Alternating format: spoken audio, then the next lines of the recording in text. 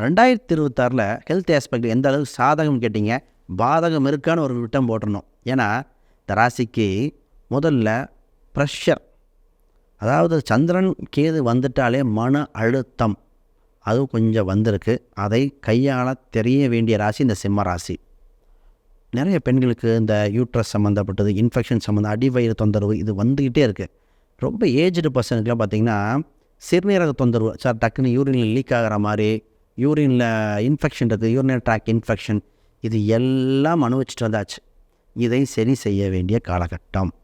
சந்திரன் கூட கேது எப்போல்லாம் சேருதோ ரத்த ஓட்டத்தின் ஸ்பீடு லெவல் குறையுது. ஸ்பீடு குறைஞ்சாலே ப்ரெஷர் வரும், இது வரும். என்ன சார் வியாதியாக சொல்லிகிட்டு இருக்கீங்க, ஏங்க இருக்கிறத சொல்கிறேன்.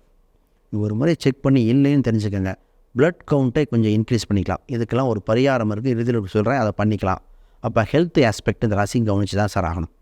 நான் 6ஆம் அதிபதி 7, 8 தொடர்வதால் தொடர் நோயாக வர வாய்ப்புகள் இருக்குது. லாங் டேர்ம் அப்படின்னா தைராய்டு மாத்திரை லாங் டேர்மாக சாப்பிடுவாங்க, சுகரு லாங் டேர்மாக சாப்பிடுவாங்க, ஒரு சில வியாதி சார்ந்ததும் லாங் டேர்மாக இருக்காங்க. இவங்க எல்லாம் இந்த பரிகாரம் செய்தே ஆக வேண்டியும் இருக்குங்க.